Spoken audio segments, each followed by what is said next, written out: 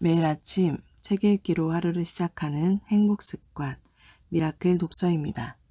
오늘 함께 읽어볼 책은 주린이도 술술 읽는 친절한 주식책, 최정희 이슬기 지음 메이트북스에서 펴낸 책입니다. 차례 먼저 살펴볼게요. 지은이의 말, 주식이 처음이라면 이 책으로 기본을 갖추시다. 1장, 주린이라면 꼭 알아야 할 주식 투자의 기초. 2장, 저는 주식 거래가 처음입니다. 3장, 돈 되는 좋은 종목을 고르고 싶어요. 4장, 주식하기 좋은 날은 언제인가요? 5장, 차트가 언제 사고 팔지를 알려준다고요? 6장, 주식인 듯 주식 아닌 주식 같은 상품들. 7장, 그래서 요즘은 뭐가 제일 잘 나가나요? 차례는 이렇게 되어 있고요. 지은이의 말부터 읽어보도록 하겠습니다. 지은이의 말, 주식이 처음이라면 이 책으로 기본을 갖춥시다. 주식 투자를 하다 보면 가끔 엄청난 혼란에 빠지게 됩니다. 나는 분명 우리나라에서 가장 좋다는 회사의 주식을 샀고 친구는 어디서 듣도 보도 못한 주식을 샀는데 어이없게도 내 계좌는 마이너스가 났고 친구는 보름 만에 2배를 벌고 손을 털었다는 얘기를 들을 때가 있기 때문입니다. 어찌 된 일일까요? 내 부족한 정보력을 탓해야 할까요? 그래서 그 친구가 추천하는 종목을 호기롭게 사보기도 합니다. 그랬더니 친구가 살 때는 팍팍 오르던 주식이 내가 사자마자 매일 하락하기만 하네요. 이번엔 실적도 잘 나오고 미래도 밝아 보이는 주식을 사봤습니다. 그러나 주가는 또 뚝뚝 떨어집니다. 아, 이번에도 아닌가 봐 하면서 팔고 나오면 머피의 법칙처럼 그때부터 주가가 오르고 말이죠. 정말 환장할 노릇입니다. 이런 악순환이 반복되다 보니 역시 주식으론 돈 못 번다며 주식 투자를 접는 사람도 많습니다. 그 근간에는 주식을 기업의 성장을 나눠 갖는 투자처라고 생각하지 않고 주식으로 한탕 해보겠다는 마음이 있습니다. 누군가는 정보가 없어 투자를 못한다고 푸념하는데 이건 상당히 위험한 발언입니다. 그런 정보를 이용해 돈을 버는 것은 범죄이기 때문입니다. 실제 처벌된 예도 있습니다. 김 씨는 자신의 아들이 한 상장사의 유상증자에 참여해 그 회사를 인수한다는 소식을 부인에게 들었습니다. 김 씨는 아들을 자랑하고픈 마음에 동네 주민 이 씨에게 이 사실을 이야기했는데요. 이 씨는 그 얘기를 듣고 홀랑 그 회사의 주식을 사서 차익을 남긴 거죠. 그러자 금융위원회는 이 씨에 대해 자본시장법 위반했다며 3,940만 원의 과징금을 매겼습니다. 이 씨는 자기가 불법을 저지른지도 몰랐다고 하네요. 2016년에 일어난 실화입니다. 주식이 도박이나 범죄가 되지 않기 위해선 주식이 무엇인지, 룰은 무엇인지 잘 알아둬야 합니다. 만약 주식을 제대로 알지도 못한 채 투자하게 되면 원금을 2배로 만들어 드리겠다라는 식의 카카오톡 오픈 채팅방의 사기꾼들한테까지 넘어가게 됩니다. 그러다가 손실만 보면 다행이게요. 나도 모르는 사이에 불법을 저질러 벌금을 물게 될 수도 있습니다. 이쯤 되면 주식에 왜 투자해야 하는지 의문일 겁니다. 그러나 많은 이들에게 주식 투자는 필수적인 상황이 되었습니다. 2008년 금융위기 이후 12년째 저금리가 지속되고 있고 2020년 초 발생한 신종 코로나 바이러스는 저금리 환경이 여기에 더 오랫동안 이어질 것임을 예고했습니다. 앞으로는 은행에 돈을 넣으면 오히려 보관료를 내야 하는 세상이 올지도 모릅니다. 일본과 유럽에선 이미 그렇습니다.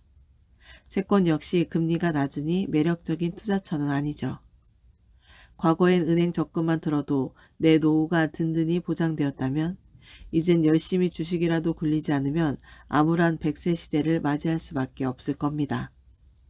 이때 돈을 벌 수 있는 여러 시장 중에서 가장 투명하고 공론화된 주식시장을 이용하는 건 매우 합리적인 결정입니다. 또한 주식시장엔 그런 기회를 충분히 보답할 수 있을 만한 잠재력도 있습니다. 4차 산업혁명으로 기존의 일자리들이 사라질 거란 암울한 전망까지 나오는 상황에서도 경제는 계속 돌아갈 것이고 기업은 그런 세상에 빠르게 적응할 테니까요. 도태되는 기업도 있겠지만 새로운 경쟁력을 갖춘 기업이 탄생할 수도 있습니다. 주식 투자를 하면 그렇게 살아남고 성장하는 기업의 가치를 향유할 수 있습니다. 이건 배당이란 방법을 통할 수도 있고 주식을 매각해 시세 차익을 남기는 방법이 될 수도 있겠죠. 이 책이 주식을 막 시작한 분들에게 길라잡이와 같은 역할을 할 수 있었으면 좋겠습니다. 가계자산의 70%가 부동산에 쏠려 있는 상황에서 주식 투자가 노후를 대비하는 주요 투자처가 되기를 기대해 봅니다. 그리고 이 책이 그런 문화가 정착하는데 조금이나마 보탬이 되길 바랍니다. 주식 투자를 도박처럼 여기거나 어떤 대단한 요행을 바라는 것처럼 생각되지 않았으면 좋겠습니다. 책이 온전한 형태를 갖춰 하나의 완성품이 될 때까지 재촉 한번 않고 저희를 믿고 기다려주신 메이트북스 출판사에 감사드립니다. 부족한 후배들에게 책을 쓸 기회를 만들어준 이데일리 권소연 부장님에게도 감사의 말씀을 전합니다. 현장에서 함께 일한 선후배분들에게도 고마운 마음을 전합니다. 어쩌다 보니 증권시장을 취재하는 기자가 되어 어쩌다 보니 책까지 쓰게 된 건 그 과정들을 함께 줬던 수많은 선후배들이 있었던 덕입니다. 엉망이 원고에 책 찍질해주고 책이 나오면 사인해달라고 농담처럼 격려해주던 주변 지인들도 고맙습니다. 마지막으로 퇴근 후 주말이고 할 것 없이 원고 집필에 몰두하는 저희 곁에서 묵묵히 응원해준 가족들에게 미안함과 고마움의 마음을 담아 이 책을 바칩니다. 최정희, 이슬기. 1장. 주린이라면 꼭 알아야 할 주식 투자의 기초. 다들 주식을 한다기에 덩달아 시작했는데 사실 주식이 무엇인지조차 모르는 나. 주식은 채권이랑 어떻게 다르고 또 펀드랑 뭐가 다른 건지, 코스피라는 게 있고 코스닥이라는 게 있던데 둘은 다른 것인지, 네이버의 시가총액이 갑자기 올랐다던데 이게 의미하는 것은 무엇인지, 삼성전자를 사려고 했더니 삼성전자 우라는 게 뜨는데 둘은 다른 종목인지. 1장에서는 주린이가 궁금하지만 주변에 물어보기 다소 머쓱할 수 있는 기초들을 꼼꼼히 알려준다. 주식과 채권, 그리고 펀드는 뭐가 달라요? 우리 엄마한테 주식이 뭐냐고 물으면 아마 큰일 나는 것, 위험한 것이라고 답할 것이다. 주식은 한 번도 해보지 않았지만 주식에 손댔다가 깡통 찼다는 사람들의 사연을 하도 많이 들어서이다. 그러면 동네에서 가끔 이자놀이를 하면서 푼돈을 챙기던 엄마에게 채권은 좀 더 안전한 것일까? 도대체 주식이 뭐길래 위험하다고 하고 채권은 그나마 주식에 비해 낫다고 하는 것일까? 기업을 경영하다 보면 돈이 필요하다.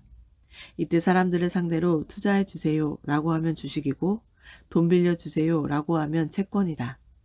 주식과 채권 모두 증권이라고 불리며 증권은 주식 보유자, 채권자의 소유권, 재산권을 나타내는 증서를 말한다.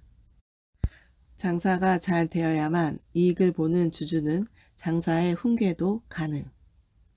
주식은 기업이 자금을 조달할 때 발행하는 증서이다. 기업에 투자하고 이 증서를 갖게 되면 주주가 된다. 주식이 한국거래소에 상장되어 있다면 상장 주식이라고 한다. 상장 주식은 증권사 계좌를 통해 언제든지 사고 팔 수 있다. 친구가 운영하는 치킨집 더 치킨이 상장된 회사라고 생각해보자. 친구는 더 치킨을 차리는데 2억 원이 필요한데 1억만 투자해 달라고 했다. 1억 원을 투자하면 매달 치킨 한 마리를 주고 매년 이익의 10%를 돈으로 주겠다고 한다. 나는 치킨집의 50% 지분을 가진 주주가 되는 것이다. 여기서 매달 제공되는 치킨과 연이익의 10%는 배당금이 된다. 물론 장사가 잘 안되면 치킨이나 배당금은 못 받을 수도 있다. 치킨집이 잘 돼야 주주인 내가 돈을 벌 수 있기 때문에 치킨이 좀 더 바삭해야 한다. 아르바이트생이 왜 이렇게 많냐 등 주주총회를 통해 치킨집 경영에 관여할 권리가 생긴다. 이후 치킨집이 대박이 나자 친구는 치킨집을 3억 원에 팔아버리겠다고 한다. 나는 치킨집 지분의 절반을 보유하고 있기 때문에 친구는 1억 5천만 원을 나에게 돌려줘야 한다. 주식을 매도하는 상황이라면 배당금과 별도로 내가 보유한 주식의 가격이 오른 만큼 돈을 벌게 된다. 반대로 쫄딱 망해 빚만 늘어난다면 투자금 1억 원이 날아가는 것이다. 어쩐지 치킨 맛이 변했더라 하면서 땅을 쳐도 이미 버스는 떠난 뒤다. 주식은 기업이 망하면 갖고 있던 증서가 휴지 조각이 된다. 치킨 맛이 영 별로인데 친구한테 말을 못해 끙끙 앓고 있다면 치킨집이 문을 닫기 전에 주식을 팔아버릴 수도 있다. 장사가 잘 되든 안 되든 원금과 이자를 받는 채권자. 만약 내가 친구한테 1억을 빌려줘 채권자가 된 상황이라면 어떨까? 그렇게 되면 나는 친구로부터 연 10%의 이자와 함께 몇 년 몇 월 며칠까지 돈을 갚겠다는 증서를 받게 된다. 하지만 주주는 아니기 때문에 치킨 맛에 왈가왈부할 권한은 없다. 다만 장사가 잘 되든 안 되든 꿔준 돈만 만기에 잘 돌려받으면 되기 때문에 주식보다 안정적인 수익을 낼 수 있다. 1년 뒤 치킨집이 잘 돼 3억 원에 팔았다고 해도 내가 받을 수 있는 돈은 원금과 이자를 합해 1억 1천만 원 뿐이다. 치킨집이 망하더라도 내 돈 먼저 갚으라고 요구할 수 있다. 안 되면 법원에라도 가면 된다. 채권도 주식처럼 망하기 전에 탈출하는 방법이 있다. 채권을 팔아버리면 된다. 만기 때 받게 될 이자를 포기하는 대신 채권의 값을 매겨 파는 것이다. 다만 치킨집이 장사가 덜 되고 신용이 떨어진 상태에선 채권 값이 하락하면 헐값에 팔아야 할 수도 있다. 채권은 누가 발행했느냐, 즉 누가 빚쟁이가 되느냐에 따라 이름이 다르다. 회사에서 발행하면 회사채, 국가가 발행하면 국채, 은행이 발행하면 은행채가 된다. 빚될 가능성이 낮을수록 금리도 낮다. 국가가 망할 리는 없으니 국채의 금리가 가장 낮다. 신용등급이 낮은 회사는 금리가 높다. 높은 금리를 줘야만 떼일 위험을 감수하고라도 돈을 빌려줄 사람을 구할 수 있기 때문이다. 금리가 낮아진다는 것은 채권값이 올라간다는 얘기이고 금리가 하락한다는 것은 채권값이 떨어진다는 말이다. 펀드 매니저가 알아서 종목을 사주면 펀드. 주식과 펀드는 어떤 게 다를까? 바로 주식을 사는 방법에서 차이가 있다. 증권 계좌를 통해 홈 트레이딩 시스템에서 주식을 사면 직접 투자가 되고 펀드를 통해 주식에 투자하면 간접 투자가 된다. 직접 투자에선 주주가 되지만 간접 투자에선 주주의 역할을 자산운용사가 맡게 된다. 자산운용사가 나와 같은 생각을 가진 사람들의 돈을 모두 모아 펀드 매니저에게 맡기면 펀드 매니저는 직접 수십, 수백 개의 종목을 선택하고 이들의 매매 시기를 정해 돈을 굴린다. 이는 여러 종목을 동시에 보유하는 것이기 때문에 분산 투자 효과가 있다. 그러나 펀드 매니저가 높은 수익률을 보장하진 않는다. 펀드도 주식처럼 원금이 까일 수도 있고 모든 투자의 책임은 돈을 낸 투자자가 져야만 하는 것이다. 펀드는 증권사의 은행 등 판매사를 통해 가입할 수도 있고 HTS상에서 일반 주식처럼 거래하는 상장 지수 펀드에 가입하는 방법도 있다. 전자는 펀드 매니저가 직접 종목을 선택해 매매한다는 점에서 펀드 매니저의 능력에 따라 수익률 편차가 커지는 반면 ETF는 펀드 매니저의 개입이 거의 없으며 특정 지수나 특정 자산의 가격 변동에 따라 수익률이 좌우된다는 점이 다르다. 코스피와 코스닥은 다른 시장인가요? 한국 주식시장이라면 학교에 우등생만 몰아넣는 반은 코스피 시장. 아직 성적도 낮은데 장차 큰일을 할 것처럼 보이는 유망주만 몰아놓은 반은 코스닥 시장. 매일 경제 뉴스를 보면 코스피 지수가 얼마 떨어졌네, 코스닥 지수가 얼마 떨어졌네 하는 이야기가 보도되는 걸 볼 수 있다. 둘 다 결국 한국 주식시장에 속해 있는 건데 굳이 구분해서 부르는 이유는 뭘까? 두 시장 사이엔 어떤 차이가 있는 걸까?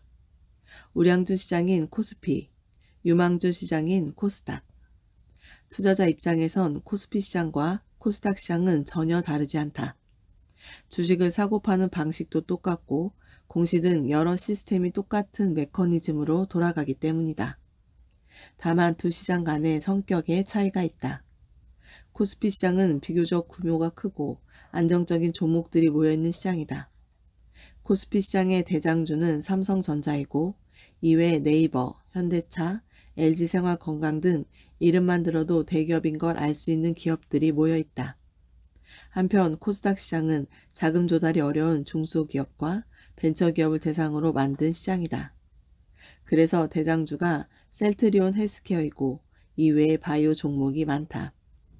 KMW와 같은 IT 종목이나 CJ E&M과 같은 콘텐츠 종목들도 진비하다. 오늘 내의 실적은 다소 불안불안할지 몰라도 향후 성장 가능성이 높아 보이는 종목들이 상장되어 있는 시장이라고 보면 된다.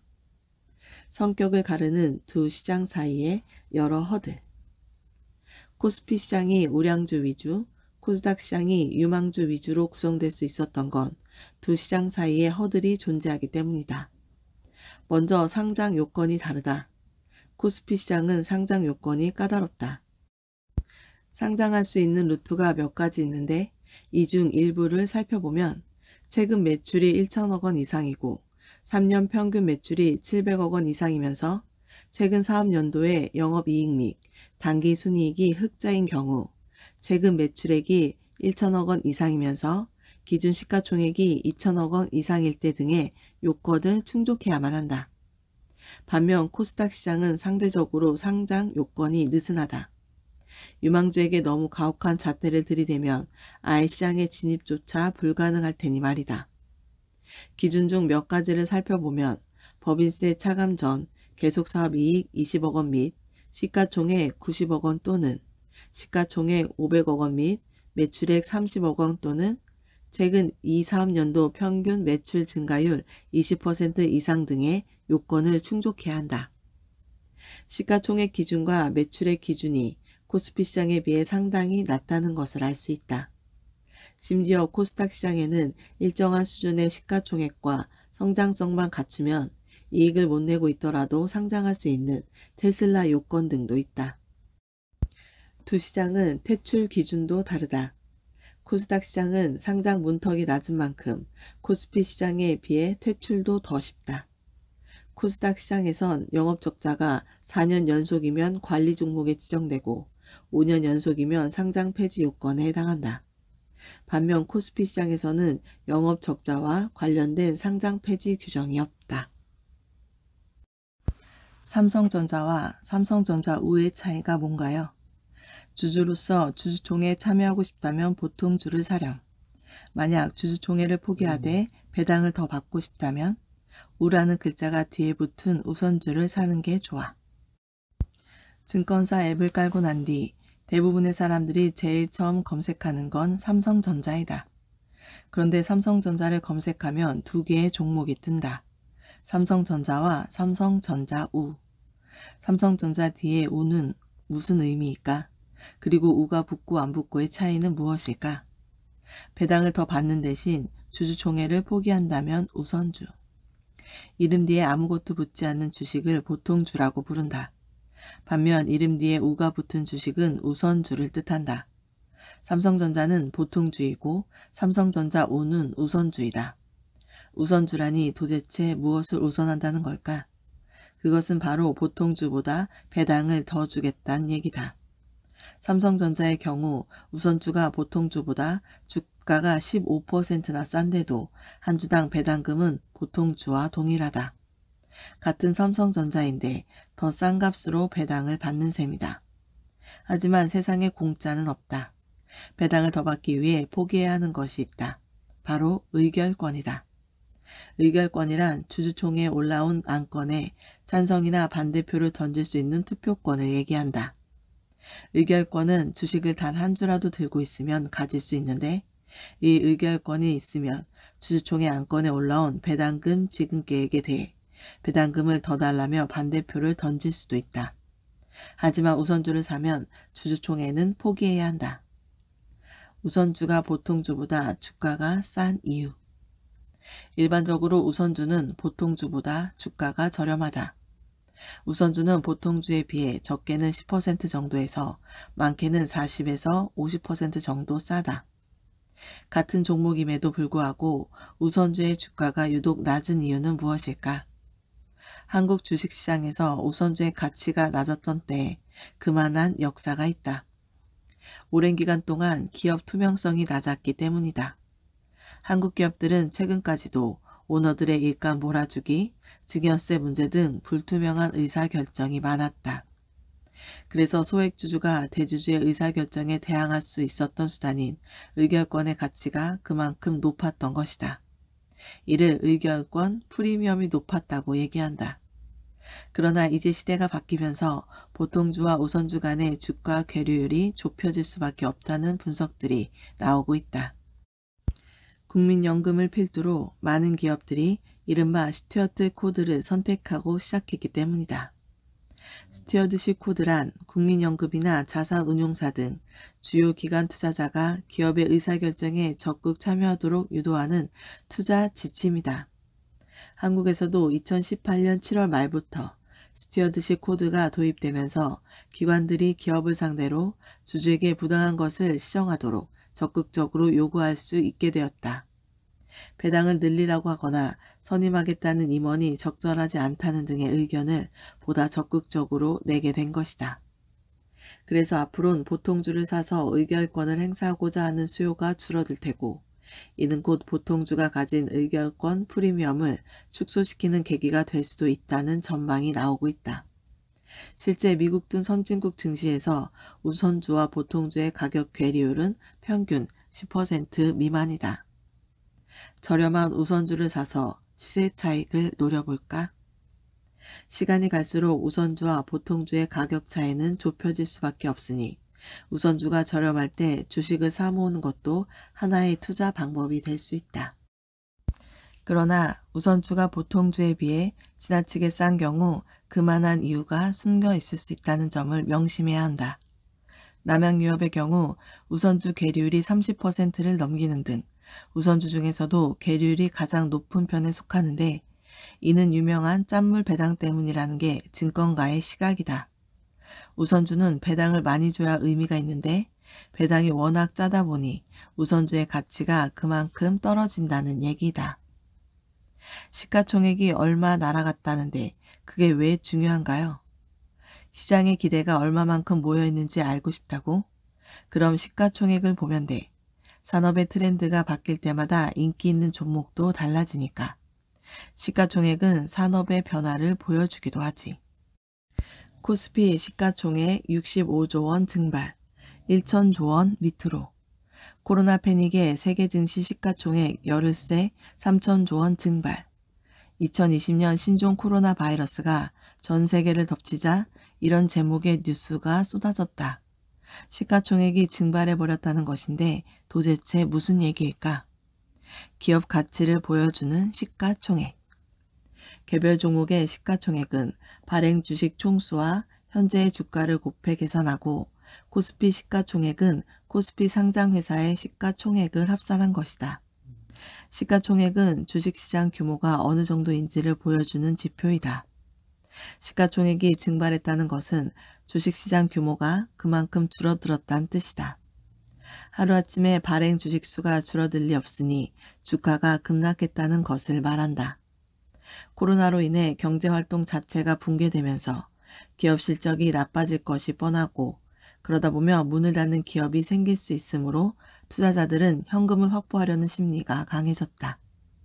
주식을 팔고 주식시장에 빠져나가려는 움직임 때문에 주가가 급락했다.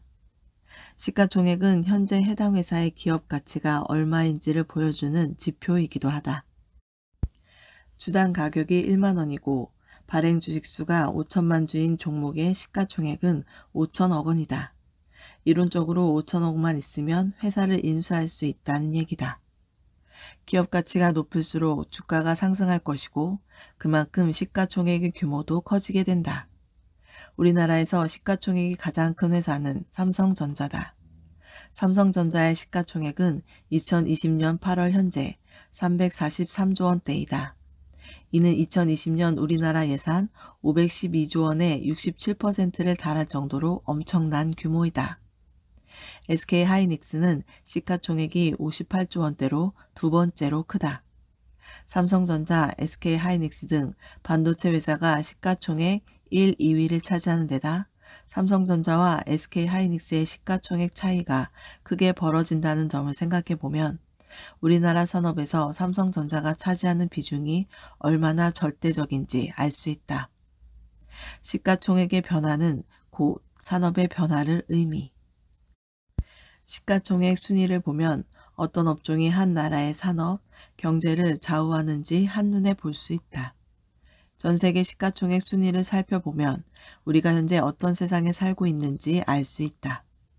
세계에서 가장 비싼 회사는 애플이다. 2위는 마이크로소프트, 3위는 아마존, 4위는 알파벳, 5위는 페이스북이다. 이들의 공통점은 온라인 플랫폼 및 관련 기기 업체라는 점이다. 데이터가 황금알인 4차 산업혁명이 뿌리를 내리고 있는 만큼 관련 업체의 시가총액 규모가 클 수밖에 없다. 주가가 매일 변동하므로 시가총액 규모도 매번 바뀐다. 하지만 단기간에는 별 의미가 없다. 그러나 10년, 20년 장기간에 걸쳐 살펴보면 시가총액 상위에 있는 회사들이 그 시대 그 나라의 경제를 좌우했다는 것을 알 수 있다. 2000년대 중반까지만 해도 세계에서 가장 비싼 회사는 가전제품 등 전기기계 제조업체인 제너럴 일렉트릭이었다. 그러나 현재는 시가총액 상위 50위권 내에도 G1을 찾아볼 수 없다. 주식도 덩치가 다 다르다. 대형주와 중소형주는 시가총액 순위로 판단해 외국인과 기관은 우량한 대형주 위주의 거래를, 개인은 유망한 중소형주 위주의 거래를 즐긴다네. 매년 1월마다 주가가 오른다는 이른바 1월 효과에 대한 기대감이 중소형주를 중심으로 형성되고 있다. 개인 투자자가 대주주 주식차익 양도소득세 과세 요건을 회피하기 위한 주식 매도가 지난달 종료되면서 1월에 주식 매수세가 재유입될 것이란 전망이 나오고 있다. 특히 개인들이 주로 매집하는 중소형주를 중심으로 유동성이 늘어날 것이란 기대이다. 언론 기사의 일부다. 시장 상황에 따라 대형주가 유리할 수도 중소형주가 유리할 수도 있다는 것일까? 무 자르듯이 말할 순 없지만 대체로 그렇다고 할 수 있다. 매년 1월마다 중소형주가 대형주보다 상대적으로 수익률이 높아지는 1월 효과 현상이 자주 일어나기 때문이다. 매년 12월 말을 기준으로 소득세법상 보유 주식 규모가 많아 대주주가 되는 개인 투자자는 이듬해 4월 이후 해당 주식을 매도해 차익이 발생할 경우 양도소득세를 내야 한다. 개인 투자자들은 이러한 대주주 요건을 피하기 위해 연말에 보유하고 있는 주식을 팔려고 한다. 그러다 1월이 되면 다시 주식을 매수하려는 수요가 증가해 개인 투자자의 매입 비중이 높은 중소형주가 강세를 보일 가능성이 높다. 그렇다면 대형주, 중형주, 소형주를 구분하는 기준은 무엇일까? 그것은 바로 시가총액이다. 시가총액은 발행 주식 총수, 거기에 현재 주가를 곱해 계산한다. 코스피 상장회사를 시가총액 순으로 쭉 나열했을 때 상위권인 1위부터 100위까지를 대형주라고 한다. 101위부터 300위까지는 중형주, 301위부터 그 이하의 모든 종목은 소형주가 된다. 대형주는 외국인이, 중소형주는 개인이 주로 거래.